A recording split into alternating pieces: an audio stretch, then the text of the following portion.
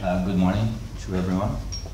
I'm going to talk about a study case we did in the south of Brazil on replacing low-income homes that are usually built with cement and iron by wood-made houses. That was a model presented by the Ministry of Environment in Brazil, and we did the study regarding the environmental benefits that this kind of alternative, the construction alternative would bring us. But I would like to start telling a little story about forest architecture.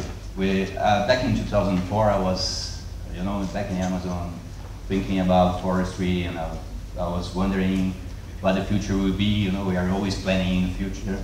We are foresters, so that takes a long time. And I was wondering what the world would be looking like in the future, and for me it was pretty clear that we would have a lot of people coming into the forest. And the second thought I had is, okay, when we talk about buildings and skyscrapers and roads, we have usually a civil engineer and an architect working on that. And when we look at forests, we only have the forest engineer, so we don't have anybody to look into design as an option for forestry. And those things, were around my mind. How can we get the forest to have a better design so this can cope with the environment and, be more suitable for the people? Because as Dr. Michael said yesterday, you can only fool people that much. They got the sense that something is wrong when they see clear cuttings. So I thought that we should work on landscape design with forestry, not to allow this kind of image to go to the public. And then I drew a proposal to the Fulbright Commission, and I was happy to spend half a year in Chicago, work with the Chicago forest architectures on this proposal of forest architecture. We wrote a paper with Nancy Cook, retired professor on architecture over there, and we sent it out to the world. We got invited to present it at 20 different countries in the 6 continents. So I thought, wow, great idea. Then I translated it into Portuguese, went back home and presented to my colleagues. And we got a list where we do our discussions, and they kicked me out of the list because they say that I was bringing opportunities for other professionals coming into forestry. So this is something about the culture that we have to change, and it is also inside our class as well. Well, I would like to start saying that I appreciate the opportunity that FAO have given me to come here and present the paper. They are supporting my coming here, and all those companies also are supporting this work that I'll be showing to you. And I also like to thank Leticia, my beautiful and lovely wife, to accompany me in this trip. Love you, baby. Okay, so the subject here will be regarding green economy and global warming, and how we can use the forest and construction sector to reduce the amount of emissions. Where is the potential of reducing emissions using those 2 sectors? And then I will be presenting you the study case that we did over there, and what we think should be a good idea to promote this in the future, to have more wood used in our societies, and especially in the BRIC countries. I'll be calling the attention to BRIC countries, but this I think goes worldwide. Well, to start up with the green economy, we've been working with that a lot in Brazil right now, and production and consumption of environmental goods and services. This is a subject going into the DOC round table for almost 10 years now. And how does it goes with the payment for ecosystem services alternatives? And well, for having an environmental good or environmental services, it has to be ecosystem friendly. So we got a pretty strong link over there. And what we've been doing is to create platforms where the companies can, we listed 40 ecosystem services that we figured out that can be provided for ecosystems around the world, and 31 of them come from forestry. So what we do is to take this list and go to the companies, to the industry sector, construction sector, energy sector, and then we figure out what are the sort of impacts they are generating, the negative impacts they generate on these ecosystem services, and then we come back to the rural areas and look at what can be generated to compensate those impacts. And by that we can link those companies with the ecosystem services, and they are giving a certification, this kind of stuff. And thus those environmental goods and services are projected to be the largest share of international trade in the future. So by 2050, we should have more than 50% of international trade going on environmental goods and services. It is a big issue for the future that we can combine our production and our services provision with the positive impacts they create on nature. Well, about the BRIC countries, we are developing fast. Luckily, it was about time to do that. And this makes us burn more fossil fuel, dispose more residues, and also burn biomass. And this will be like deforestation stuff, burn more biomass direct to the atmosphere. And this increase on greenhouse gases in the atmosphere, they change the scenario we have to work with when we're talking about the forestry, because they affect biological and physical systems. And by that I mean that we have an excess of carbon, we change the competition conditions within the forest. We need to increase our interventions to compensate for that, because we had competition and vegetation that is more able to take advantage of that will be compromising the other. So we can lose biodiversity by increasing the amount of greenhouse gases in the atmosphere. So we gotta do better management.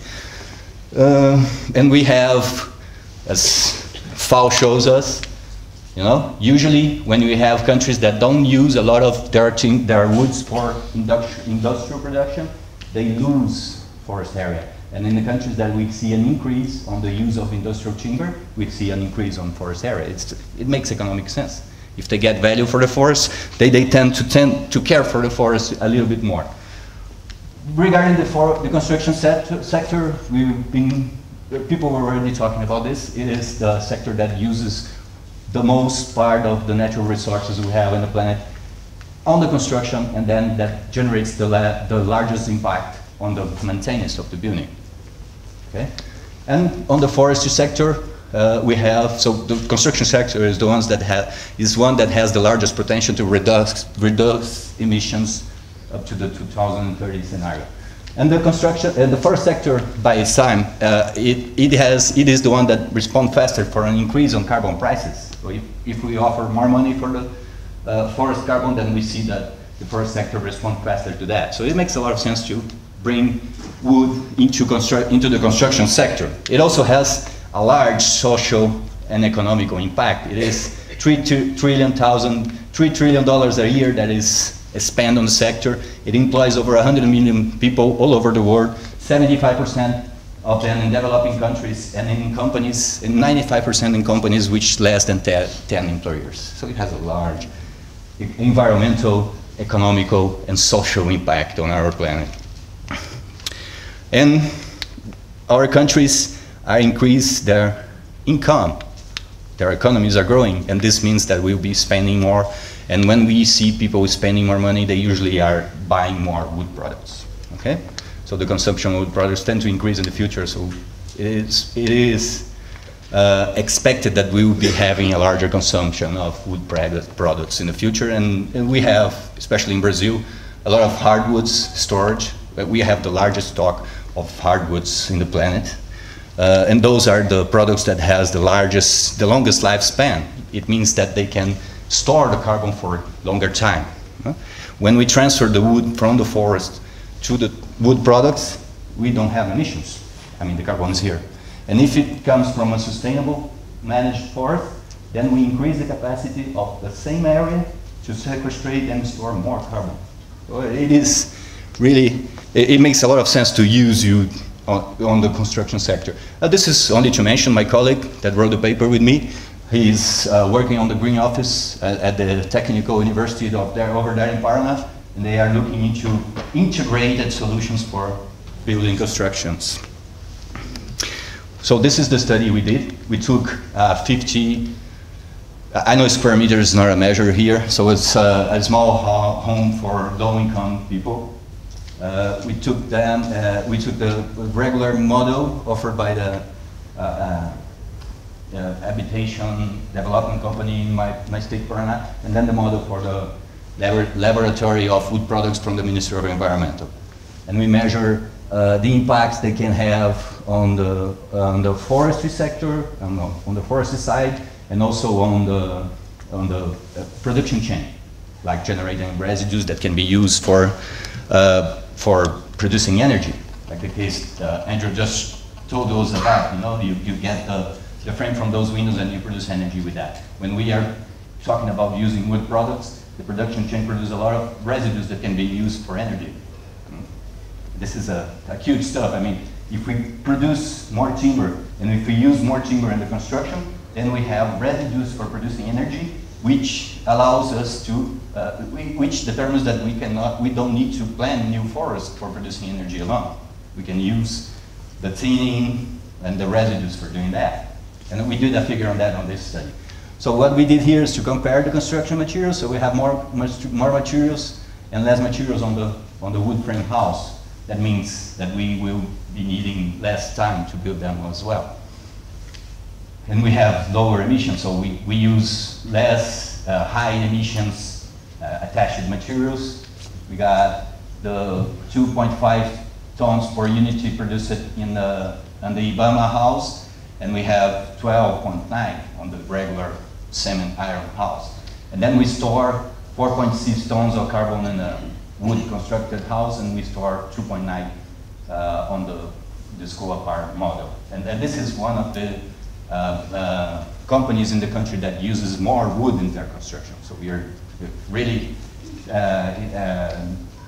competing against the house that already uses more wood in the country.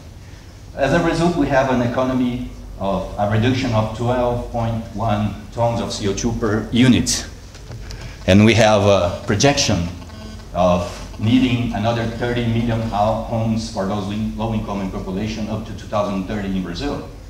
And when we get this all together, you know, this is the production chain for wood. So we got 1 cubic meter of biomass in the forest that results on only 14% of products that we have here. So we lose a lot on the production chain, which is okay because it is biomass. Okay, so altogether, if we take, for example, the amount of carbon that will be sequestrated more on the forest that we are managing, we got 52 more tons over there. We got the 12 tons of replacing the cement iron by wood. We got another 11.4 tons from taking the residues from landfills and using them for producing biomass. And we got another 0.6 tons from the switch on the energy. You know, we're using renewable energy. And the 0.6 is for Brazil. We got 96% of clean energy in our matrix. Altogether, we have 83 tons that I saved in a single house that can generate carbon credits. This means 15% of the cost of the house that can be lowered by selling those credits. And if we took this to the 30 million demand that we have in the future, so in this 20 years, this can generate up to 24 billion if we got $10 per ton. It can generate 23 billion on carbon credits for replacing the homes. And we got offer 1 billion from RED. So it is, you know, it makes a lot of more sense to use the wood for construction than to leave it in a forest. Another thing that I wish to mention also is that doing nothing is a very bad management in the forest. I try to point that out when I talk about the increase of CO2 in the atmosphere. We also did this with those who are wood frame house, and this is, I mean, those were solid wood materials, and this is wood frame, so with panels. We got the same result, so a reduction of 75% regarding the usual model that we have. The other thing we look into is, okay, we are going to build houses and using exotic species that grow fast to use on those houses, and what we do with the native species. So we look into which kind of species we can use within those houses. And we got 25 species that can be used on the state, and 16 that can be used in Curitiba region, which is my city. So we pretty much can do a lot of, we can use a lot of different timber species in construction, depending on their cutting cycle, density, workability, lifespan. Okay. So forests and green economy is a big issue. Okay, so the United Nations Economic Commission for Economic Commission is already working on ways of promoting the use of wood as a way to mitigate global climate change, increasing the studies on integrating paying for ecosystem services on land uses. So this is from Europe, this is from the US.